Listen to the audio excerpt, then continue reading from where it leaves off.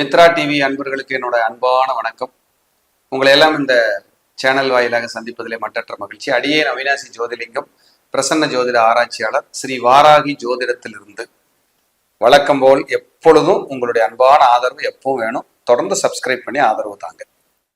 இன்னைக்கு பார்க்க இருக்கிற தலைப்பு குரு திசை. 16 வருட குரு திசை, சொல்லப்படாத ரகசியங்கள் என்ன மாதிரி எல்லாம் இருக்கு. ஏற்கனவே நம்ம வாராகி ஜோதிடம் சேனல்ல பேசியிருப்போம்.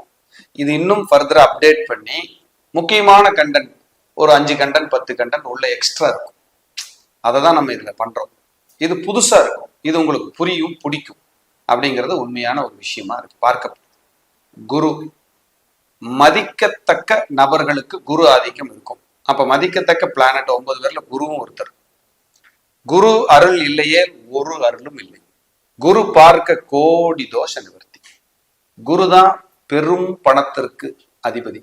நீங்க செல்வந்தர்னு சொன்னா சுக்கரன், நீங்க தனவான்னு சொன்னா குரு.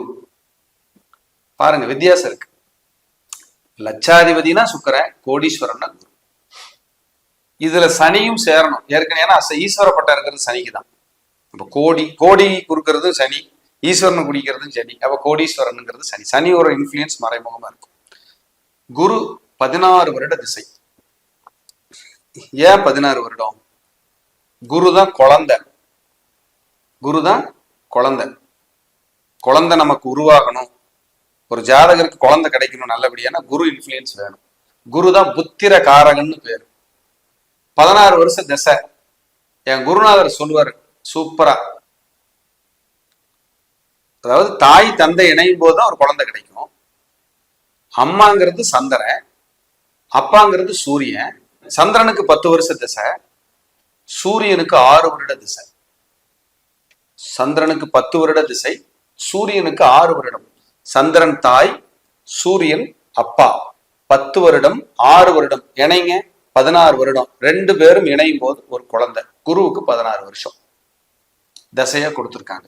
பாருங்க எப்படி மிராக்கலை. குருநாதர் அழகா சொல்லுவார், பேசும்போதெல்லாம் சொல்லுவார். இது நான் கண்டுபிடிக்கலைங்க, குருநாதர் சொல்லி கொடுத்தது. எல்லாரும் தெரிஞ்சுக்கணுங்கிறதுக்காக நான் உங்களுக்கு சொல்றேன். அப்போ 2 இணையும் போது அந்த குருங்கிற குழந்தை வருது. அதுக்கு 16 வருஷம் கொடுத்துருக்காங்க அப்படின்பாரு எங்க குருநாதர். எப்படிப்பட்ட ஒரு கண்டென்ட் பாருங்க. அப்ப குரு திசை அற்புதமான திசை. அது எப்ப வரணும், எப்படி வரணுங்கிறத இன்னைக்கு நம்ம பார்க்க இருக்கிறோம். குருவுக்கான நட்சத்திரங்கள்னு பாத்தீங்கன்னா புனர்பூசம், ராமர், விசாகம், முருகர், பூரட்டாதி, குபேரன். குபேரனுக்கே குரு நட்சத்திரம் பாருங்க. அதான் தனகாரகன், செல்வந்தன், பொருளாதாரத்திற்கு உரியவர். குரு உச்சமாகிற இடம் கடகம். குரு உச்சமாகிற இடம் கடகம். நீசமாகிற இடம் மகரம். நீசமாகிற இடம் மகரம். சனியோட வீட்டுல நீசமாகிறாரு, சந்திரனோட வீட்டுல உச்சமாகிறாரு. அப்ப சனிங்கிறது தொழிலாளிங்க, சந்திரனுங்கிறது அம்மா. அப்ப அம்மாவை யாரெல்லாம் வணங்குகிறீர்களோ அவர்களுக்கெல்லாம் குருவின் ஆசீர்வாதம் கிடைத்து விடும். சார் எங்க அம்மா ரொம்ப மோசம் சார், அந்த அம்மா கண்டபடியே என்னை பேசு சார், நீங்க போய் அம்மாவை வணங்குங்கிறீங்க. உங்க அம்மா அம்மாவா இருக்காங்க, நீங்க நல்ல மகனா இருந்து ஆராதிச்சுக்குங்க, அவ்வளவுதான் சப்ஜெக்ட். மகரத்துலதான் குரு நீசமடைகிறாரு. மகரம்ங்கிறது காலபுருஷனுக்கு 10வது இடம், தொழில் ஸ்தானம். குரு போய் அங்க நீசம் அடைகிறாரு. தந்தைக்கு 2ஆம் இடம், அப்பாவுக்கு 2ஆம் இடத்துல குரு நீசம். யாருக்கெல்லாம் குரு நீசமோ தந்தை கண்டிப்பா ஒரு பொருளாதாரத்தை இழந்தவரா தான் இருப்பாரு. யாருக்கெல்லாம் குரு உச்சமோ கண்டிப்பா தாய் வழி சொத்துக்கள் 1 ரூபாயாவது வரும், 1 ரூபாயாவது வரும்.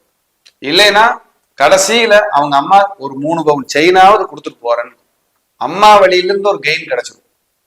இதெல்லாம் நீங்க பாத்தீங்கன்னா ஆச்சரியமா இருக்கும். ஏன்னா அந்த கிரகம் அதான் சொல்லுது. குருவின் வீடுகளான தனுசு, மீனம்.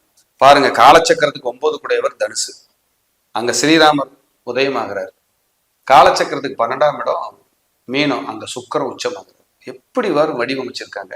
அப்ப குரு திசை ஆச்சாரம், அனுஷ்டானம், குலதெய்வம் வழிபாடு, முன்னோர்கள் வழிபாடு, கல்லறை, சமாதி, ஜீவ சமாதி, மசூதிகள், சர்ச்சு கல்லறைகள், இதெல்லாமே தனுசு தான். அழிக்கப்பட்ட இடம் தனுசு. யுத்தம் நடந்து அழிஞ்சு போயிருக்கும்ல, குருச்சேத்திர போர். குருச்சேத்திர தனுசு. யாருக்கெல்லாம் தனுசு பலமோ, தனுசில் சுபகிரகமோ, குரு நல்ல இடத்துல இருக்காரோ, உங்க வீட்டில் மகாபாரதமோ ராமாயணமோ இருக்கும். ஒரு வரலாற்று, ஒரு புராண சிறப்பு மிக்க புத்தகங்களை வச்சிருப்பீங்க. இல்லாம போகாது. இல்லைன்னா மகாபாரத ராமாயணத்தை பேசாம போக மாட்டீங்க. ஏதாவது ஒரு உதாரணத்துக்கு சொல்லிட்டு தான் போவீங்க. இப்படி குருவோட வேலை அங்க இருக்கு. குரு எங்கெங்க இருந்தா நல்லது சார்? 2, 5, 7, 9, 11 இந்த இடங்களில் குரு இருந்தால் அமோக வளர்ச்சி, அமோக வெற்றி. எல்லாருக்குமே இப்படி இருந்தா நல்லதா சார்? சில லக்னங்களுக்கு குரு நல்லவர் அல்ல. சில லக்னங்களுக்கு குரு அதீத யோகத்தை செய்பவர். எந்த லக்னம் சார்? ரொம்ப பிரில்லியண்டா பெரிய வேற லெவல்ல யோகத்தை செய்யற குரு விருச்சிக லக்னக்காரங்களுக்கு தான். சூப்பரா அடி பாதாளத்துல போய் உங்களை புழிஞ்சு எடுக்கிறார் அப்படின்னா ரிஷப லக்னம், துலா லக்னம் தான். குரு உங்களை பட்டையை கிளப்பிட்டு தான் போவார். மேச லக்னத்துக்கு 70% நன்மை. ரிஷப லக்னத்துக்கு இருக்கிற இடத்தை பொறுத்துதான் நன்மை. குரு கெட்டு போயிடணும். 8ல மறையலாம், நீசமாகலாம், 12ல மறையலாம், 6ல மறையலாம், ஏதோ ஓடிடும் வண்டி. வலுத்து உட்கார்ந்துட்டாருன்னா அடிச்சு நோய்க்கிடுவார் குரு. மிதுன லக்னத்துக்கு பாதகாதிபதி, ஆவரேஜுக்கு ஆவரேஜ் பலன். கடக லக்னத்துக்கு 6 குடையவர், 12 குடையவர், 9 குடையவர். பரவாயில்ல, அப்பாவே எதிரியாயிடுவார், அப்பாவுக்கு கஷ்ட ஜீவனம் வந்துடும். சிம்ம லக்னத்துக்கு 5 குடையவர், 8 குடையவர். குழந்தைகளால சில நேரங்கள்ல கசப்பு, ப்ரமோஷன்ல கசப்பு, போராட்டம், நெருக்கடி, அப்படியே இறுக்கமா இருக்கு சார், மெல்ல எந்திரிச்சுக்கிட்டு இருக்கேன் சார், முடியல சார். சிம்ம லக்னம் குரு திசை. கன்னி லக்னத்துக்கு குரு திசை பாதகாதிபதி. மனைவி, தாய் வழி உறவு, உடல் உபத்திரவம், சொத்துக்களை இழத்தல், போராட்டம், இந்த டிஸ்டர்ப் எல்லாம் சந்திக்க வைக்கும். ஏன்? பத்திரம் தொடர்பான பிரச்சனை. குரு தான் பெரிய டாக்குமெண்ட். அரசு முத்திரைகளை போட்டு குரு முழுமை அடைஞ்ச டாக்குமெண்ட் எல்லாம் குரு தயாரிச்சுக்கிட்டு இருக்கிற டாக்குமெண்ட் இப்பதான் ப்ரிப்பேர்ட் ஆயிட்டு இருக்கு சார்னா புதன் பத்திரம், முழுமை அடைந்த பத்திரம் குரு. குரு கெட்டு போனவங்களுக்கு பாருங்க, உங்க தாய் பத்திரத்துல பிரச்சனை இருக்கும், முழுமை அடையாம இருக்கும், நெருக்கடியா இருக்கும். அரசு சின்னங்கள் குரு, அந்த சிங்கம், சிம்மம் 4 சிங்கம் இருக்கிறது, நம்ம தமிழ்நாடு அரசுக்கான அந்த சிறுவில்லிபுத்தூர் ஆண்டாள் கோவில் இருக்கிறது, இதெல்லாம் குரு. இதெல்லாம் குரு பலமா இருக்கும். அசோக சக்கரம் குரு. தேசிய பறவை மயில் குரு. தேசிய விலங்கு புலி குரு. இதெல்லாம் இருந்தா தான், அந்த குரு வலிமையா இருந்தா தான் இதெல்லாம் நம்ம கூட இருக்கும். அப்படியே ரசிச்சு கூட்டு போகும்.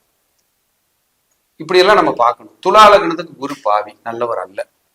குரு திசை குரு எங்காவது வாக்குஸ்தானத்துல யாருக்காவது 1983 பிறந்தவங்களுக்கெல்லாம் குரு 2ல் இருப்பார். அதாவது விருச்சிகத்தில் இருப்பார். அப்ப துலா லக்னத்துக்கு 2க்கு வந்துருவார், 2ஆம் இடத்துக்கு. அதெல்லாம் போட்டு உரிச்சு தொங்க விட்டு பேசியே அவங்க கெடுத்துக்குவாங்க. ஏன் பேசுனேன், ஏன் பிரச்சனையாச்சுன்னே தெரியாது. நான் தான் பேசுனேன்னு பேசி கெடுத்துக்குவாங்க.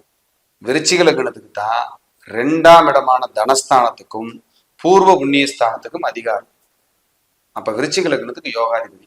அவர் போய் 2, 5, 7, 9, 11 உட்காந்துட்டாருன்னா அடிச்சு தூள் கிளப்பிடுவார். குரு திசையில அள்ளி கொடுத்துட்டு போயிடுவார். தனுசு லக்னத்துக்கு லக்னாதிபதி, அவர் நல்ல இடத்துல இருக்கணும், பரவாயில்லாம இருக்கும். மகர லக்னத்துக்கு விரையாதிபதி, அவர் கெட்டு போயிடணும். கும்ப லக்னத்துக்கு 50% நல்லது, 50% மாறணும், சிறப்பில்லை. மீன லக்னத்துக்கு குரு லக்னத்துக்கு உடையவரும் 10 குடையவரும் அப்படிங்கிறது ஒரு கணக்கு. அவரும் ஒரு நல்ல பலன் தான் கொடுப்பார். இப்படி 12 கட்டத்துக்கும் 12 லக்னத்துக்கும் குரு யாருக்கு நன்மை தீமைங்கிறத நம்ம ஜென்ரலா பேசியிருக்கோம். அப்ப குரு கூட சேர்ந்தவங்க யாரு, ராகு கேது யாராவது இருக்காங்களா, வேற ஏதாவது கிரகங்கள் பார்க்குதா, இணைவு இருக்குதான்னு நம்ம அதையும் செக் பண்ணிக்கணும் ஜாதக ரீதியா. எப்பவெல்லாம் கோச்சாரத்துல குரு மேல கேது போகுதோ அப்ப கடன் பண்ணும், நகை அடமானத்துக்கு போகும். எப்பவெல்லாம் கோச்சாரத்துல குரு மேல ராகு போகுதோ அப்பவெல்லாம் நம்ம ஃபண்டு லாக் பண்ணிக்குவோம். எப்பவெல்லாம் கோச்சாரத்துல குரு மேல சனி போகுதோ அப்பவெல்லாம் தொழில் விருத்தி ஆகும். எப்பவெல்லாம் கோச்சாரத்துல குரு மேல சுக்கிரம் போகுதோ வாகனத்தை வாங்க வைக்கும். எப்பவெல்லாம் கோச்சாரத்தில் குரு மீது சந்திரன் போகுதோ அப்பவெல்லாம் உங்களை அலைக்கழிக்கும். இப்படி எல்லாம் நம்ம பார்க்கணும். அப்படி குரு திசைங்கிறத எல்லாம் சும்மா சிம்பிளா விட்டுற முடியாது. ஏன்னா பெரியவர், அவர் 9 கிரகத்துல பெரியவர், குருநாதர். அப்ப அவர் நல்ல குருமார்களின் ஆசீர்வாதம், சித்தர்களின் ஆசீர்வாதம், ஞானிகளின் ஆசீர்வாதம் வேணா குரு நல்லா இருக்கும். மகான்கள் ஞானிகள் எல்லாம் நல்லா இது பண்ணோம், குரு நல்லா இருக்கும். இல்லைன்னா வரவே வராது. உங்க ஜாதகத்துல குரு வலுத்திருந்தா தான் உங்க வீட்டுல ஜோதிடர்கள், ஆன்மீகவாதிகள், குருக்கள், புண்ணியவான்கள் எல்லாம் வந்துட்டு போவாங்க. இல்லைன்னா ஒன்றும் பண்ண முடியாது. இப்படியெல்லாம் குரு அப்படிங்கிற ஒரு விஷயம் இருக்கு. குரு அப்படிங்கிறது குரு பார்க்க கோடி தோஷ நிவர்த்தி. இருக்கிற இடத்துல இருந்து 5, 7, 9ஆம் பார்வையா குரு பார்ப்பார். அப்படி குரு எப்படி பார்க்கிறார், என்ன பண்றாருங்கிறத பார்த்து நம்ம முடிவு பண்ணணும். நான் சொல்லப்பட்ட கருத்துக்கள் பொதுவானவை தான், இருந்தாலும் உங்களுக்கு நன்றாக புரிந்து வரும். மேலும் உங்களுடைய சுய ஜாதகத்தையும் ஆய்வு செய்து தசாபுத்திகளை நன்றாக தெரிந்து கொள்ளுங்கள். அதுதான் சிறப்பு. மீண்டும் நான் சொல்லுவது என்னவென்றால், எனங்கிட்ட உங்களுக்கு பார்க்கணுங்கிற நெசசரிக்காக இதை பேசல. உங்க வீட்டருகில் என்னை விட திறமை வாழ்ந்த ஜோதிடர்கள் கண்டிப்பாக இருப்பார்கள். அங்கேயும் நீங்க முயற்சி பண்ணி பாருங்க. உங்களுக்கு ஒரு நல்ல வழிகாட்டுவாங்க அப்படிங்கிறது இந்த நிகழ்ச்சியின் வாயிலாக நான் உங்களுக்கு சொல்லிக்கொள்ள விரும்புகிறேன். மீண்டும் ஒரு நல்ல பதிவில் சந்திக்கிறேன். நன்றி, வணக்கம், வாழ்க வளமுடன்.